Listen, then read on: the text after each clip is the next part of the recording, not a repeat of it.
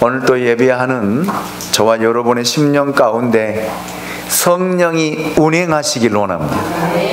성령의 기름 부심이 있기를 원합니다. 성령의 은혜를 통해서 깨닫는 은혜가 우리 가운데 넘쳐나시기를 예수 그리스도 이름으로 축복합니다. 네. 성경은 지식이나 정보 또 교훈을 주기 위해 쓰여진 교과서가 아닙니다. 성경은 우리에게 구원을 주시는 책입니다. 성경은 하나님께서 직접 우리에게 주신 책으로 우리들에게 기쁨과 감격과 감동과 감사와 축복을 안겨다 주는 그런 책입니다. 성경은 우리가 살아가는 인생의 길잡이예요. 안내서입니다. 그래서 읽으라는 거예요. 그래서 보라는 거예요. 그래서 묵상하라는 것입니다. 여러분, 우리가 어느 제품을 사면 그 제품에는 반드시 그 제품의 설명서가 들어져 있습니다. 그래서 설명서를 꼼꼼히 챙기고 읽어보는 사람은 그 제품을 굉장히 잘 사용해요. 잘 씁니다. 그런데 읽기 귀찮아하고 읽지 않는 사람은 쓰고자 하는 그 용도밖에 쓰지를 못합니다. 저는 우리 인생도 마찬가지라고 생각해요. 성경을 읽지 않는 사람은 인생을 살아갈 때 먹고 싸고 낳는 일밖에 하지 못하고 인생을 살다가 마치는 사람들이 대부분입니다. 그러나 진정 인생을 알기 원한다면 우리를 지으시고 만드신 분에 의해서 쓰여지고 사용되어진 정말 온전하고 완전하게 쓰여지기를 원하고 사용되어지기 원한다면 성경을 읽어야 된다는 거예요. 아멘입니까? 그래서 성경을 읽는 그런 은혜와 축복이 있으시기 원합니다. 책은 읽지 않아도 책 읽으라고 하면 굉장히 싫어하는 사람들이 많이 있더라고요. 근데 여러분, 책은 읽어야 돼요. 우리 신 교수님 여기 계시지만 제가 신 교수님을 존경하고 좋아하는 이유, 책을 정말 많이 보시더라고요. 손에서 책을 안 놓으시더라고요. 그래서 제가 그랬어요, 속으로. 역시 교수님은 다르다. 저도 책 보기 좋아하고 책을 손에서 놓지 않으려고 하는 그런 성향을 가지고 책을 많이 보고 있습니다. 그런데 그런 책은 보지 않더라도 성경은 꼭 읽어가는 아멘. 저와 여러분이 될 수 있기를 원합니다. 창세기 1장 1절은 여러분 설명이 아니라 선포이고 선언으로 시작된다라고 지난주에 말씀을 전했습니다. 태초에 하나님이 천지를 창조하시니라. 아멘. 하나님의 선포예요. 하나님의 선언입니다. 설명이 아니에요. 그래서 이 말씀을 가지고 따지고 논쟁하면 하나님은 절대 보이지 않아요. 또 볼 수도 없습니다. 하나님은 우리의 논쟁의 대상이 아닙니다. 학자들은 하나님을 논쟁하고 논의하고 연구하려고 하는데 여러분, 하나님은 논쟁의 대상이 아니다라는 말이에요. 믿는 대상이에요. 믿는 대상입니다. 그분은 예배의 대상이십니다. 그러므로 하나님을 예배하고 하나님을 경배할 때에 하나님이 보이고 하나님을 만날 수 있다라고 하는 사실입니다. 하나님 앞에 나아가 무릎 꿇고 기도하며 찬양하고 죄를 고백할 때 창조주 하나님은 우리에게 다가오십니다. 우리를 만나 주십니다. 오늘 저와 여러분에게 이런 은혜가 있으시기를 예수님의 이름으로 축원합니다. 창세기 1장 1절은 태초에 하나님이 천지를 창조하신 것을 믿고 고백하는 거예요. 그래야만이 성경이 열려지고 그리고 하나님의 행하신 일을 보게 되는 것입니다. 이런 믿음을 가지고 나아가는 사람에게 비로소 창세기의 문이 열려집니다. 그리고 하나님은 당신을 우리들에게 공개하신다라는 말이에요. 하나님이 천지를 창조하셨다는 이 웅장한 선언을 한 후 하나님은 이렇게 우리에게 말씀하십니다. 창세기 1장 2절 말씀입니다. 우리 같이 한번 읽었지만 다시 한번 읽어보겠습니다. 시작. 땅이 혼돈하고 공허하며 흑암이 깊음 위에 있고 하나님의 영은 수면 위에 운행하시니라. 아멘. 사진을 한 장 띄워주시기 원합니다. 예. 이 상태, 이게 은하계예요. 이 상태입니다. 다시 한 장. 이거 행성이죠. 이 하나가 지구입니다.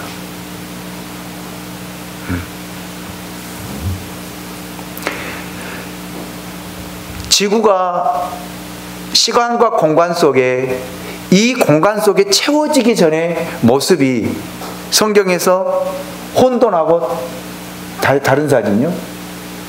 예, 그냥 전 사진 띄워주세요. 이 상태였습니다. 이 상태. 예. 여러분, 이런 상태에서 하나님께서 하나하나 만들어 가신 과정을 이야기하고 있는 것이 창세기 1장입니다. 이 창세기 1장을 우리가 이해하지 못하고 믿지 못하면 어떤 것도 우리는 믿을 수가 없어요. 어떤 것도 받아들일 수가 없습니다. 그리고 하나님이라고 하는 존재를 우리는 이해할 수가 없다라는 그런 말입니다.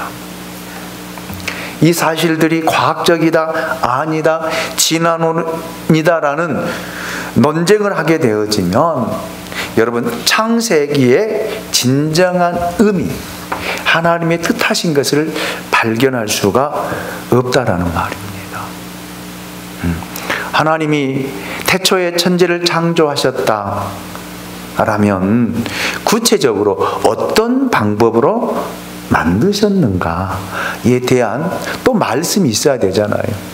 또 어떻게 만들어졌는가, 지구라는 공간 안에 어떻게 하나님이 채워갔는가, 그 공간 안에 무엇으로 채워져 있는가, 이것을 보여주고 있는 것이 창세기 1장 2절 이하에 있는 말씀을 통해서 우리에게 말씀하고 있습니다.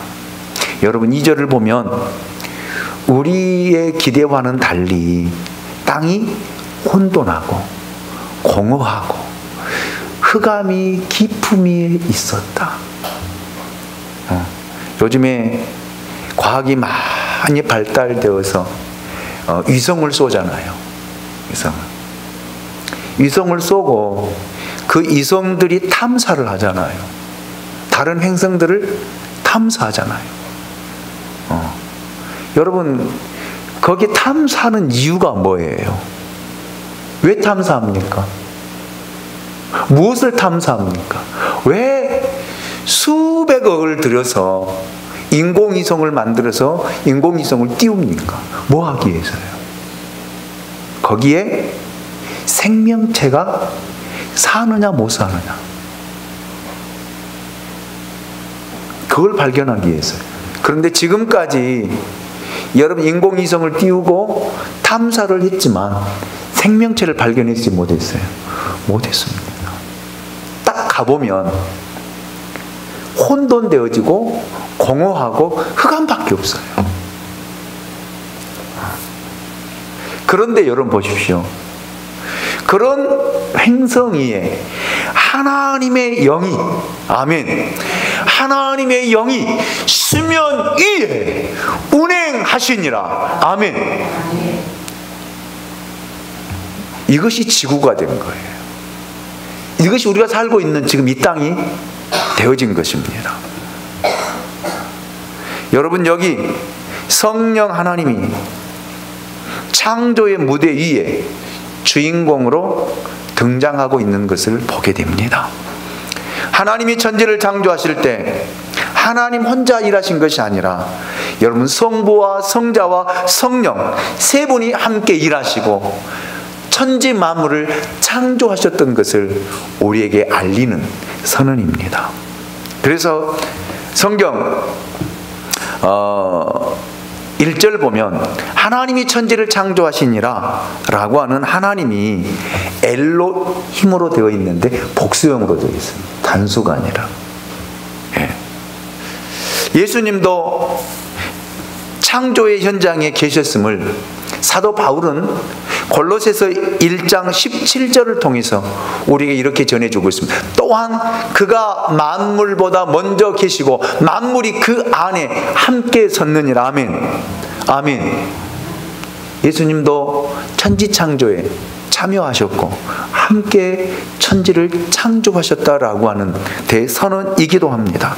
창세기에서는 예수 그리스도가 천지를 창조하셨다라고 직접 이야기하고 있지는 않지만 골로새서에서는요, 그분이 예수 그리스도이셨다라고 확실하게 증거하고 있습니다. 그리스도는 창조 전에 계셨던 분입니다. 그리고 함께 하나님과 함께 창조 사역에 함께 하셨던 분이 바로 성자 예수님, 성자 하나님, 예수 그리스도이십니다. 이렇게 성부 하나님과 성자 하나님뿐만 아니라 성령 하나님도 천지 창조 사역에 직접 개입하셨다라는 말입니다. 그래서 창세기 1장 2절 하반절을 보면 땅이 혼돈하고 공허하며 흑암이 깊음 위에 있을 때, 이것이 지구의 최초의 모습입니다. 지구의 최초의 모습은 세 가지의 특징으로 묘사되고 있어요. 그게 뭐예요? 혼돈, 공허, 흑암입니다. 흑암. 천문학자들이 추측하기를 우리가 사는 은하계는 약 1천억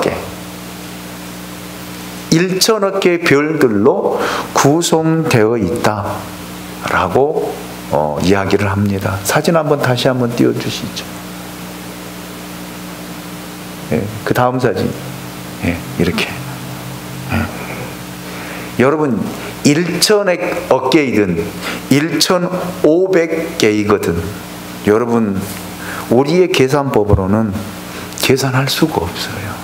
대충 여러분 천문학자들이 그렇게 대충 보고 세워서 1천억 개의 별들로 구성되어 있다라고 이야기할 뿐이지 여러분 셀 수 없잖아요. 여러분 무한한 숫자입니다. 여러분 우리가 우리 머리카락을 셀 수 있습니까? 셀 수 없어요. 그러는 것처럼 하늘의 별들 셀 수 없습니다. 어떻게 세겠습니까?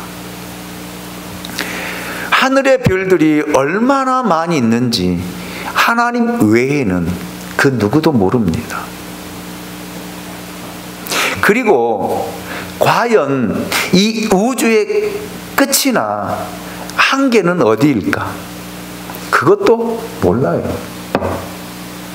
하나님이 지으신 이 우주는 우리의 상상을 초월합니다. 초월해요. 여러분, 저는 어렸을 때 그걸 많이 경험했어요. 시골에 비가 온 후 맑은 그런 하늘에 여러분 밤이 되어지면 수많은 별들이 떠가고 지나가고 오가잖아요. 그 별들이 곧 머리 위에 쏟아질 것 같다. 그래서 감성 있는 사람들은 그런 별들을 보고 시도 짓고 노래도 만들고 그리고 옛날에 사람들은 연애할 때 저 별은 너의 별, 이 별은 나의 별, 내가 별도 따다 줄게. 어마어마한 거짓말을 많이 하고 여자들을 사귀고 또 여자들을 꼬셨죠.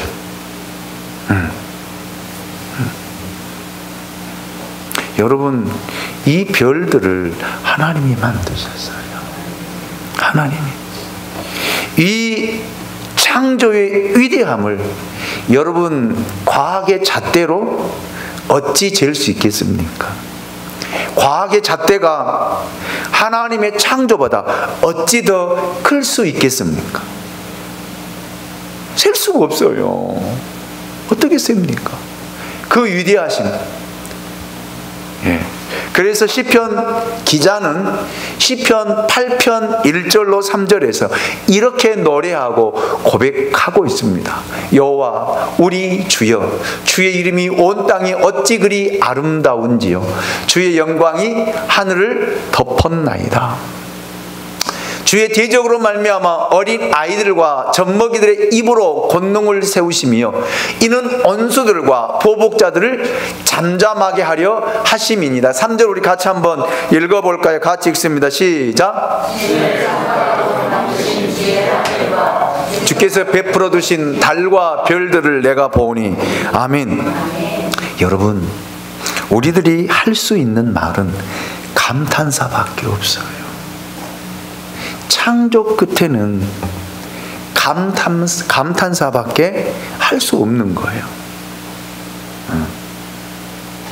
참 아름다워라 주님의 세계는 저 솔로몬의 옷보다 더 고운 백합화 주 찬송하는 듯 저 맑은 새소리 내 아버지의 지으신 그 솜씨 깊도다. 참 아름다워라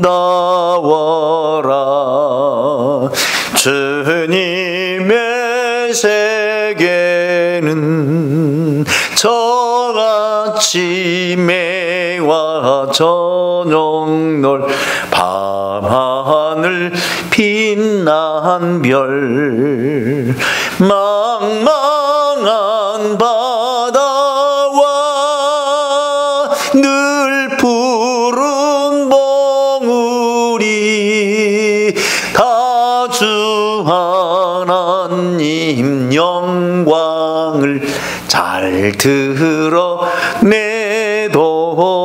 우리 3절 같이 할까요? 참 아름다워라 주님의 세계는 저 산에 부는 바람과 잔잔한 시냇물 그 소리 가운데 주 음성 들리니 주 하나님의 큰 뜻을 알듯 하도다. 아멘입니까? 하나님이 지으신 세계, 여러분 무엇으로? 여러분 자연 만물은 하나님의 그 솜씨를 노래하고 찬양하고 그 영광을 드러내는데 하나님의 형상대로 지음받은 사람들은요, 하나님의 이름을 높이지 못하고 하나님의 영광을 드러내지 못하고 있는 것이 또한 현실입니다. 정말 안타까운 일이죠. 여러분, 이런 하나님의 세계를 과학으로, 학문으로 어떻게 설명이 되어집니까? 의학이 아무리 발달되었다 해도 여러분의 사람의 신비를, 그 신비로움을 무엇으로 설명하겠어요? 생각해 보세요. 우리를 만드시고 이 머리가 자라고. 그런데 여러분, 여기 있는 눈썹이 머리처럼 자란다고 생각해 보세요. 그리고 여러분, 이 눈이 깜빡이지를 못한다라는 생각해 보세요.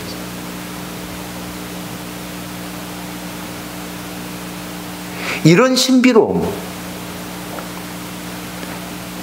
사람이 말을 하고 대화하고 소통이 될 수 있는 이런 신비로움을 여러분이 아무리 의학이 발달되었다고 해서 설명할 수 있습니까? 무엇으로? 무엇으로 이야기할 수 있겠습니까?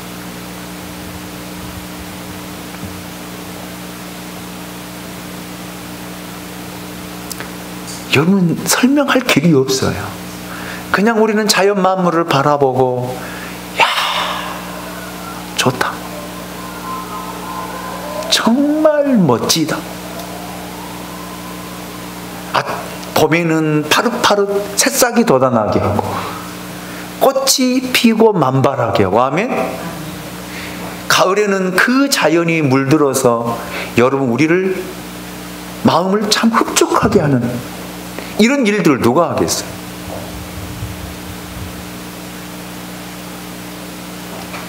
그래서 여러분, 자연을 보고 불평하지 말라는 거예요. 제가 시편을 강의하면서도 이야기하죠.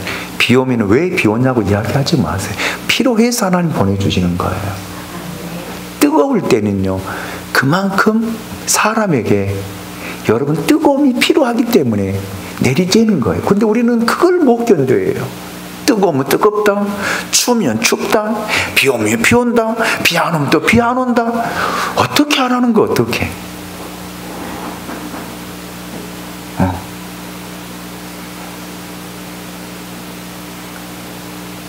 여러분, 하나님께서 욥에게 38장, 39장, 40장을 통해서 그걸 설명하시잖아요. 누가 구름을 모으고, 누가 비를 내리고, 누가 천둥과 번개를 치고, 누가 하냐 이 말이에요. 누가?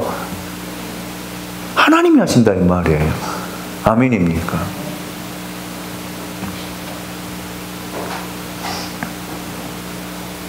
여러분, 이것이 최초의 우리가 살고 있는 지구의 모습이기도 했습니다.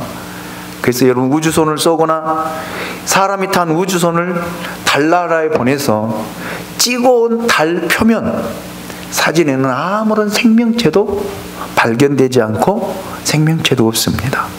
원자와 분자가 화학적으로 합성된 거대한 물체에 불과합니다. 분화구 같은 것이 있지만 생명이라고 하는 것은 전혀 찾아볼 수 없는 그냥 먼지만 쌓여 있는 것으로 발견되어지잖아요. 그런데 우리는 그것 보고 환호해요. 환호하고, 여러분, 그 달나라에 위성을 쏘면은 온 나라가 기뻐하고 박수치고, 그 사진 하나 찍어서 보내주면 그거 가지고 사람들이 분석하고 얼마나 즐거워하고 과학이 발달되었다고 이야기하는데, 여러분, 이게 우리 한계입니다.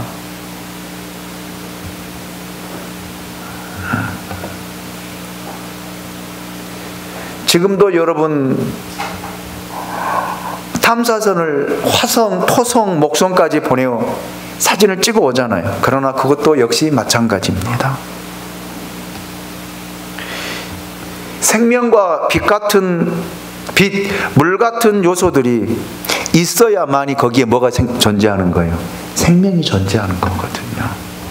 그런데 창조 전 지구는 다른 모든 별들처럼 생명이 없었습니다. 물도 빛도 없었습니다. 그냥 거대한 하나의 물질이었습니다. 그래서 오늘 성경은 지구의 최초의 모습을 세 가지로 설명하고 있지 않습니까? 혼돈과 공허와 흑암이라는 단어로 이 지구의 첫 상태를 이렇게 설명하고 있습니다. 혼돈을 너무 철학적으로 생각하지 마십시오.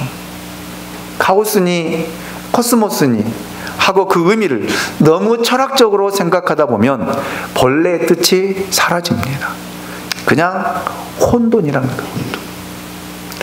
혼돈이라는 말이 공허라는 말과 함께 있습니다. 한마디로 형태가 없다라는 뜻이에요. 형태가 없기 때문에 질서가 없고 자연 물질 그대로 있는 것입니다. 지구 최초의 모습은 지금 달처럼 횡성처럼 은하계처럼 생명 없이 물질만 있었습니다. 그래서 혼돈과 공허였습니다. 어두움만 존재했습니다. 이것이 창조 전에 지구의 모습입니다. 이곳에 하나님의 영이 찾아오셨습니다. 성령이 찾아오셔서 지구를 감쌌다라는 그런 운행했다라는 말이 감쌌다라는 말입니다. 여러분, 하나님의 영을 히브리어로는 루하, 그 의미는 바람이라는 뜻입니다. 루하에는 바람이라는 말 외에도 숨, 호흡이라는 의미도 함께 담겨져 있습니다. 그러므로 하나님의 생명, 하나님의 호흡이 공허하고 흑암이 있고 혼돈이 있는 지구를 감싸고 있었다, 그 말입니다. 하나님의 영이 운행했다라고 했는데, 운행했다라는 말의 의미는 움직였다, 흔들렸다, 진동했다라는 뜻입니다. 즉 하나님의 영이 운행했다라는 말은 영향력이나 기운을 물체 위에 내리 쏟았다, 그런 말입니다. 이 뜻을 좀 더 언어적으로 풀어보면 이 말이, 여러분 암탉이 계란을 품고 있는 모습과도 같습니다. 여러분 암탉은 계란을 그저 품고 있는 것이 아니라 일정한 온도를 유지하면서 계속 계란을 뭐하고 있어요? 돌리고 있어요. 모르시죠? 계속 돌리고 있습니다. 이와 마찬가지로 성령 하나님이 지금 지구를 품으시고 지금 하나님의 생명을 이 안에 집어 넣으셨습니다. 그래서 생명체가 살 수 있는 그 공간을 하나님이 확보하시고 만드신 거예요. 이거의 창조입니다. 아멘입니까? 아멘이죠. 자, 그러면 생명은 어떻게 주어진 것일까요? 여러분, 생명 있는 것만이 생명을 줄 수 있습니다. 생명은 생명으로부터 나는 거예요. 아멘입니까? 여러분, 예를 제가 들어보겠습니다. 고아원에서 자란, 참 우리 때는 고아원들이 참 많았어요. 학교 옆에 고아원들이 참 많았었거든요. 근데 요즘은 많이 없어졌더라고요. 그래도 있습니다. 고아원에서 자란 어떤 사람이 있다라고 합시다. 부모를 본 일도 없습니다. 자기 부모가 누구인지도 모릅니다. 그래서 그 사람은 애롭게 힘들게 성장했기 때문에 나에게는 부모가 없다, 그렇게 이야기해요. 그렇게 이야기합니다. 그러나 여러분, 실제 그 사람에게 부모가 없습니까? 없는 것이 아니라 버림받은 거지요. 버린 거지요. 예. 그를 낳아준 부모는, 아빠와 엄마는 분명히 있습니다. 아멘. 어떤 사람도 하늘에서 떨어지거나 계란에서 나오지 않았습니다. 원숭이가 진화되어서 사람이 되지 않았습니다. 사람은 사람에게서만 나는 거예요. 아멘입니까? 아무리 과학이 발달되어도 여러분, 소가 사람 나지 않아요. 사람이 짐승 나지 않습니다. 사람은 사람을 낳는 거예요. 짐승은 짐승을 낳는 거예요. 아멘이죠. 이 원리입니다. 다시 천지창조로 돌아오겠습니다. 여러분, 이 우주에 1천억 개의 별들이 있습니다. 그 중에 생명이 있는 별은 오직 지구 하나예요. 지구 하나입니다. 가까운 달이나 다른 별들에는 생명이 없습니다. 없어요. 없습니다. 많은 사람들이 외계인들을 많이 생각하고 상상합니다. 그래서 미래에는 우주 전쟁이 있을 것이다 라고 생각을 하고 인기 있는 영화나 또 여러 가지 드라마나 여러분 홍보물을 만들기도 합니다. 그러나 아직도 우리는 어떤 위성에서도 생명체가 있다라고 하는 말을 들어본지를 못했습니다. 왜요? 하나님 그렇게 창조해 놓으셨기 때문에. 아무리 여러분 과학이 발달되어서 여러분 달나라에 우리가 우주 탐사선을 타고 간다 할지라도 거기 사람 살 수 없어요. 살아갈 수가 없습니다. 존재할 수가 없어요.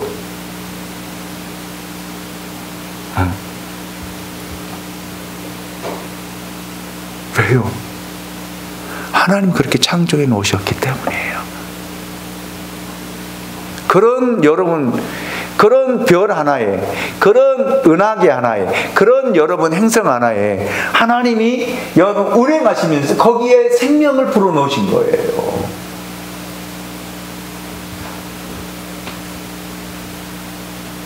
그래서 우리가 숨을 쉬고 살아갈 수 있는 그 공간을 하나님은 확보하고 만들어 놓으셨다라는 말입니다. 그래서 우리가 살아가는 거예요. 숨을 쉬면서. 아멘입니까? 그래 얼마나 감사합니까? 저는 여기에서 몇 가지 더 깊은 진리를 찾아보았습니다. 첫째, 성령의 역사와 능력입니다. 거듭 강조하지만 창세기는 과학적으로 합리적으로 접근하는 책이 아닙니다. 천지창조는 성령이 역사하신 겁니다. 아멘입니까? 성령이 지구를 품고 생명을 불어넣으셨기 때문에 우주에 존재하는 어떤 별에도 생명이 없지만 지구에는 생명이 있습니다. 이 생명은 하나님이 주신 것입니다. 아멘. 성령은 곧 하나님이십니다. 하나님은 생명의 근원이십니다. 그래서 성령을 받는 자마다 생명을 받는 거예요.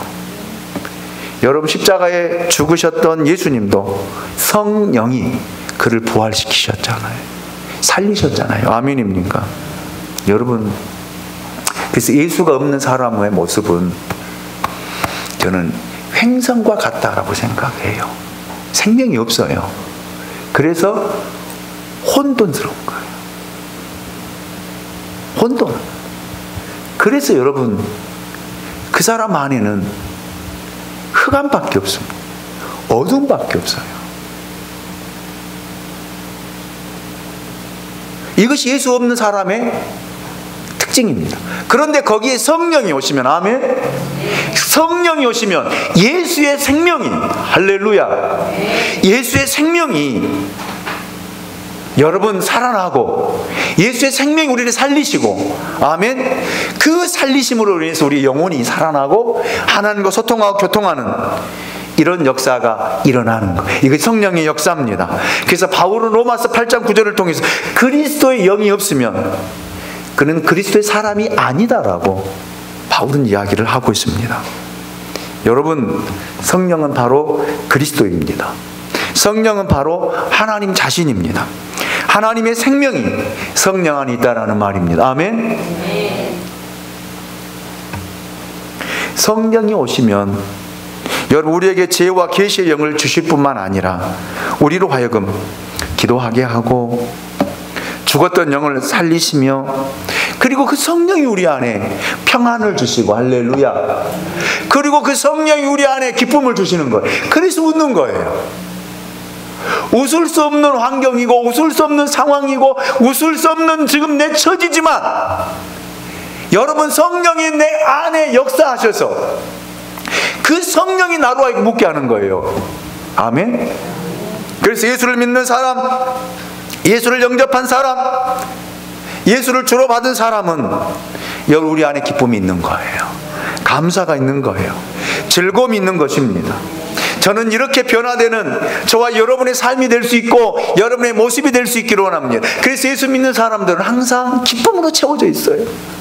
매를 맞아도, 감옥에 들어가도, 여러분 온 몸이 아프고 쑤시고 아파도, 여러분 내 안에 예수가, 아멘, 내 안에 있는 성령이 나로 하여금 묻게 한다라는 거. 나로 하여금, 그게 바울의 고백이잖아요. 빌립보서를 통해 바울이 고백한 고백이잖아요. 아멘입니까? 그렇잖아요. 이 성령이 내 안에 오셔서 이 어둠으로 가득 차 있는, 혼돈으로 가득 차 있는, 공허로 가득 차 있는 것을 여러분 하나님의 생명으로 채워주시는 거예요. 할렐루야. 하나님의 생명으로 성령을 통해서 채워주기 때문에 여러분 기뻐하고 즐거워하고 감사하고, 그래서 하나님의 뜻을 알고 하나님께 영광을 돌리는 삶을 살 수 있다는 거예요. 이게 성령의 역사잖아요. 아멘입니까?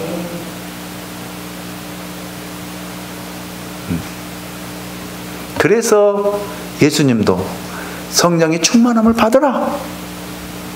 바울도 바울 서신을 통해서 성령의 충만함을 받으라. 아멘입니까?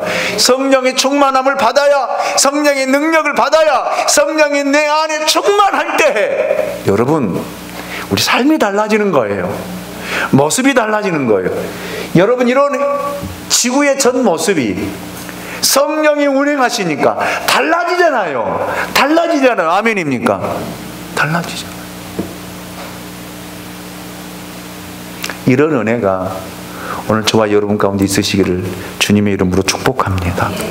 둘째로 성령과 말씀의 관계입니다. 성령께서 모든 것에 생명을 불어넣어 주신 것을 볼 수 있습니다.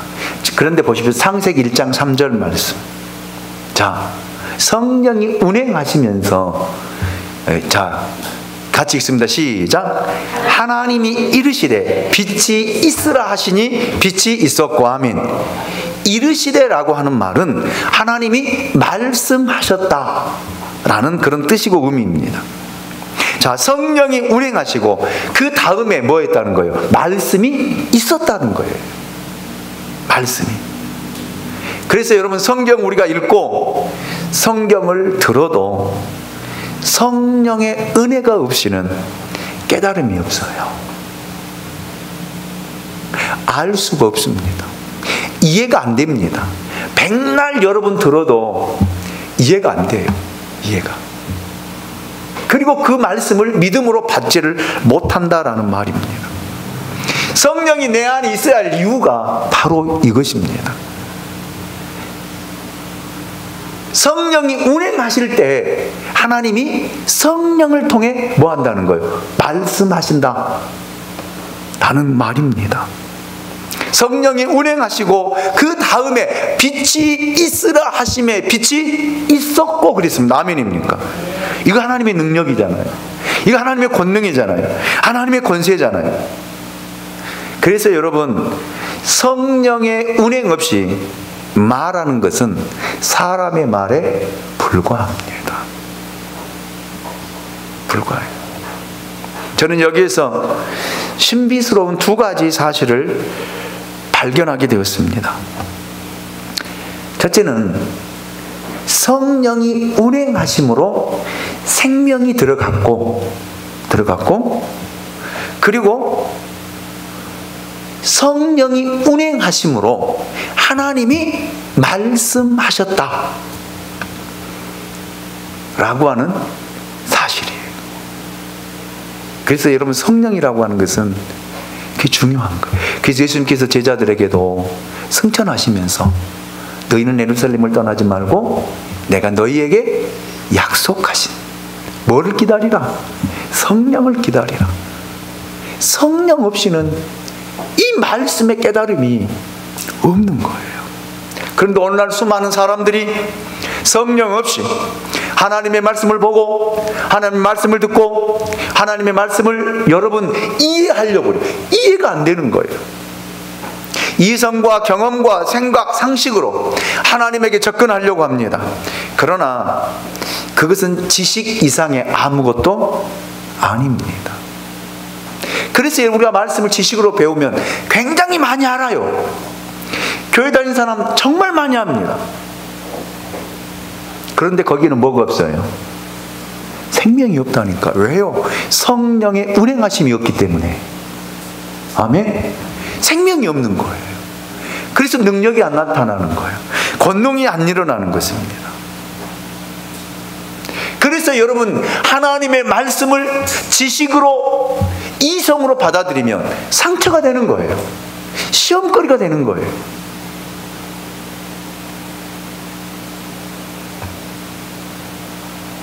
왜? 거기는 생명이 없기 때문에, 성령의 운행하심이 없기 때문에 그렇습니다.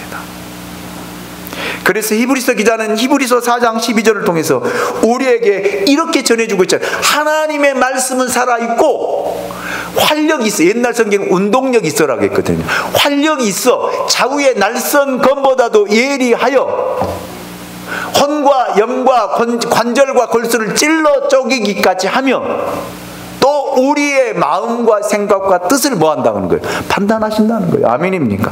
이거 그냥 말씀의 능력이에요. 이거 하나님의 살아계심의 그 말씀의 권세라라는 말입니다. 이 말씀이 선포될 때 귀신들이 떠나가고, 아멘, 능력이 나타나고, 이 성령의 운행하심을 통해서 사람은 변화되는 것입니다. 사람은 치유되는 것입니다. 사람은 회복되는 거예요. 여러분, 누가 사람을 바꿀 수 있겠습니까? 여러분 평생 살아온 습관이 있고 모습이 있고, 여러분 전통이 있고, 여러분 배움이 있는데 누가 바꿔요? 누가 바꿉니까? 못 바꿔요. 그래서 우리는 이야기를 많이 해요. 그래, 사람은 안 되더라, 안 바뀌더라.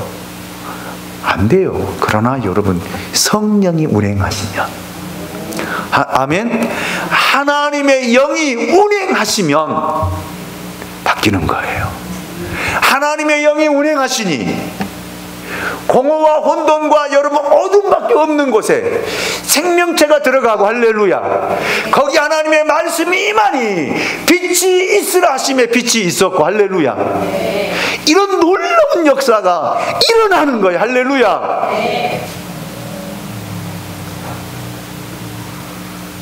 오늘 저와 여러분 마음속에도 이렇게 여러분 성령이 임해야 돼요. 그래야 흑암이 떠나고요, 공허가 떠나고요, 혼돈이 떠나는 거예요. 여러분, 우리 마음이 얼마나, 예수 없는 사람은 얼마나 혼란스럽습니까? 지금 세상을 바라보면서 정치적으로 경제적으로 세상에 돌아가는 모습 보고 얼마나 혼란스러운지 몰라요. 종잡을 수 없다고 그래요. 그런데 예수 믿는 사람은요, 그렇지 않잖아요. 거기서 하나님의 뜻을 발견하고, 이제 주의 오심이 멀지 않았음을 깨닫게 되고, 이제 주님이 멀지 않아서 구름 타고 이 땅에 심판주로 오신다는 것을 알기에 우린 질서 있는 인생을 만들어가고 살아가는 거예요. 아멘. 이게 성령이 운행하심이거든요. 왜 기도해야 되느냐? 성령이 운행하셔서 기도하라는 거예요. 만물의 마지막이 가까울수록 뭐라 했어요? 정신을 차리고 깨어 기도하라. 아멘입니까? 성령이 하신 거예요. 여기 서 있는 김 목사가 한 거 아니에요. 그런데 우리는 안 들어요. 왜요? 그 하나님의 존재를 믿지 못하기 때문에, 신뢰하지 못하기 때문에. 그래서 우리 믿음과 현실의 그 차이가 결국 우리 인생을 이원론적으로 만들어 가잖아요.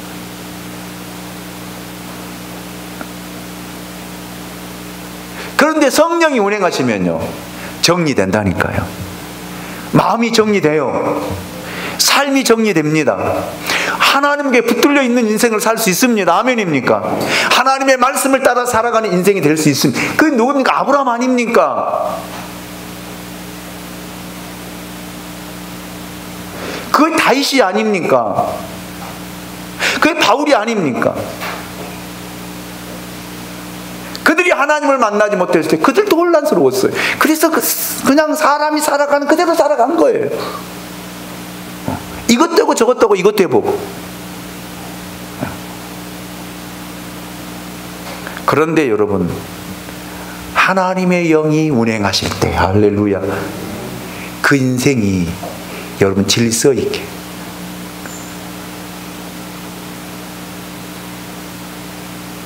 하나님의 손에 붙들려서 주님이 가신 그 길을 걸어가게 하시는 거예요. 아멘입니까?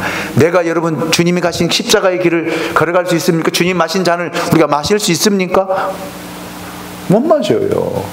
그런데 성령이 운행하실 때, 아멘입니까? 하나님의 영이 운행하실 때 우리는 순교자의 길을 걸어갈 수 있습니다. 주님이 마신 그 쓴 잔을 마실 수 있다라는 말이에요.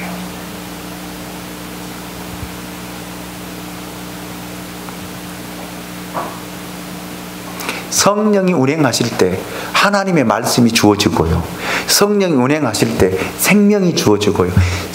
성령이 운행하실 때 거기에 역사가 일어나는 거예요. 아멘입니까? 그래서 2절 말씀.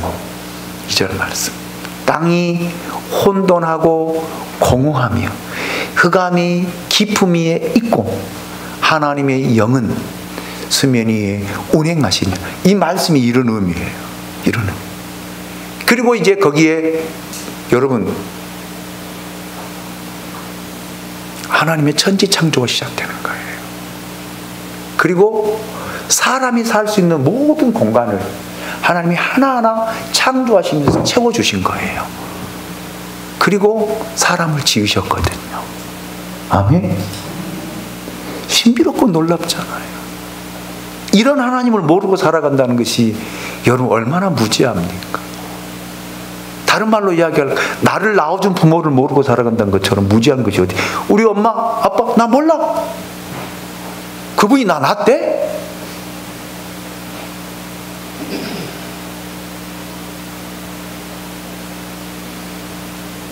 이처럼 무지하고 무식하고 어리석은 사람들이 어디 있어? 이것이 세상 사람들이 살아가는 삶의 모습이에요. 이렇게 하나님이 이런 곳에 하나님이 천지를 창조하시고 우리에게 시간을 주시고 공간을 만들어주고 살아갈 수 있는 모든 것들을 다 만들어주셨는데 그걸 모르고 그것이 내 것이냐 내 것이냐 살아가는 것 얼마나 무지하게. 그래서 하나님이 마지막에는 심판하신다는 거예요. 그게 두려운 거예요. 이 심판이 없다라면 우리도 우리 마음대로 살고 싶죠. 우리도 나도